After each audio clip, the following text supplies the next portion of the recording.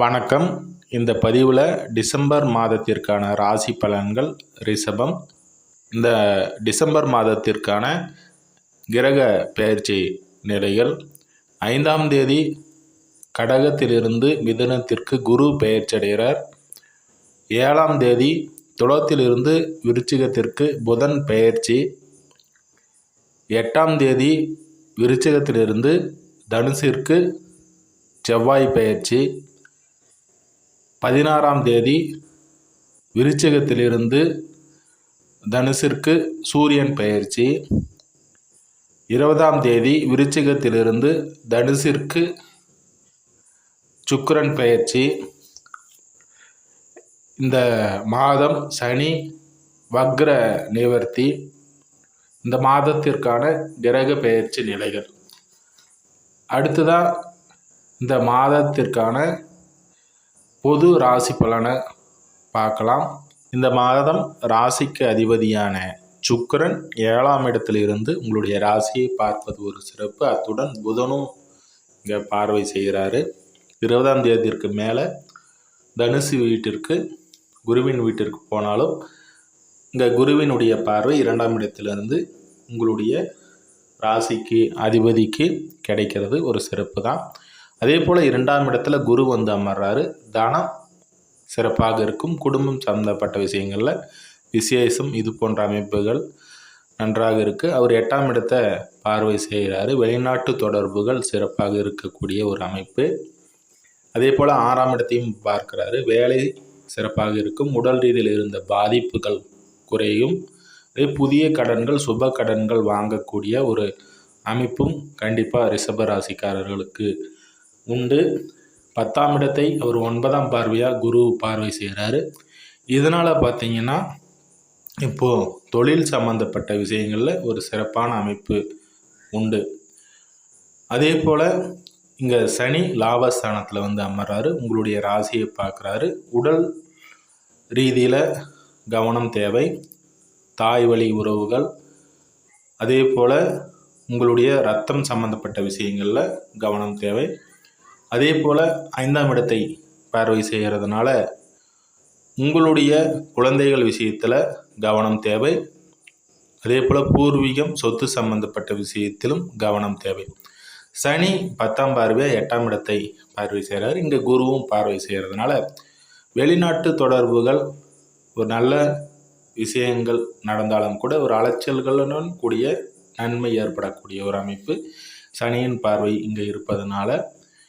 அதே போல் 16ஆம் தேதிக்கு மேலே 8ஆம் இடத்திற்கு வராரு. 16ஆம் தேதி வரைக்கும் உங்களுடைய 7ஆம் இடத்திலே நட்பு நிலையில் இங்கே சூரியன் அமர்றாரு. உங்களுடைய 4ஆம் அதிபதி கேந்திராதிபதி கேந்திரத்திலே வந்து அமர்வது ஒரு சிறப்பான ஒரு அமைப்பு. 16ஆம் தேதி வரைக்கும் உடல் ஆரோக்கியம், தாயினுடைய அமைப்புகள், வண்டி வாகன யோகம் இது எல்லாமே உண்டாகக்கூடிய ஒரு சாதகமான ஒரு அமைப்பு தான். செவ்வாயினுடைய அமைப்பும் அவர் 8இல் வந்து அமர்ந்தாலும் கூட குருவின் பார்வை இருப்பது உங்களுடைய 7ஆம் பாவாதிபதி 12ஆம் பாவாதிபதி, வெளிநாட்டு தொடர்புகள், அதே போல் உங்களுடைய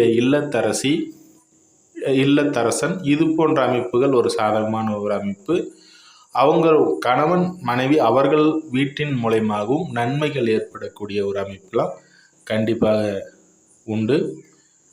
அடுத்ததாக ராகு பார்த்திங்கன்னா 10ஆம் இடத்திலிருந்து குருவின் பார்வை பெறக்கூடிய ஒரு அமைப்பு. தொழில் அமைப்புகள், தொழில் விருத்தி, புதிதாக கிளைகள் தொடங்கக்கூடிய ஒரு அமைப்பெல்லாம் கண்டிப்பாக இப்போது ரிஷப ராசி நண்பர்களுக்கு உண்டாக போகிறது.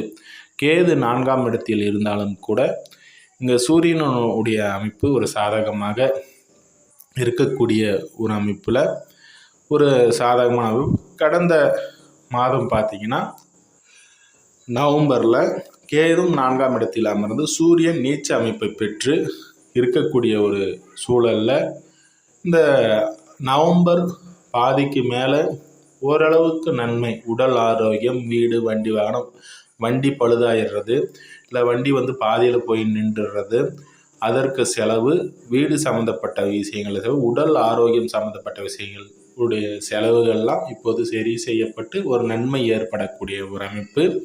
வேலை சம்மந்தப்பட்ட விஷயங்களில் கூட பார்த்தீங்கன்னா உங்களுடைய 6ஆம் பாவாதிபதியும் சுக்கிரனாக வர்றதுனால 20ஆம் தேதிக்கு மேலே 8ஆம் இடத்துல போய் அமர்ந்தாலும் கூட 8ஆம் வீட்டில் போய் வேலை சம்மந்தப்பட்ட விஷயத்தில் சிறு சிறு சங்கடங்கள் ஏற்பட்டாலும் இந்த குருவின் பார்வையால் சரி செய்யப்பட்டு ஒரு மோதலுடன் கூடிய வேலை செய்யக்கூடிய இடங்கள்லையும் சரி வாக்குவாதங்கள் சின்ன சின்ன கசப்புகள் இருந்தாலும் கூட உங்களுக்கு ஒரு சாதகமான ஒரு அமைப்பு வருமான அமைப்பு சாதகமாக இருக்கக்கூடிய ஒரு சூழல் உண்டாகும்.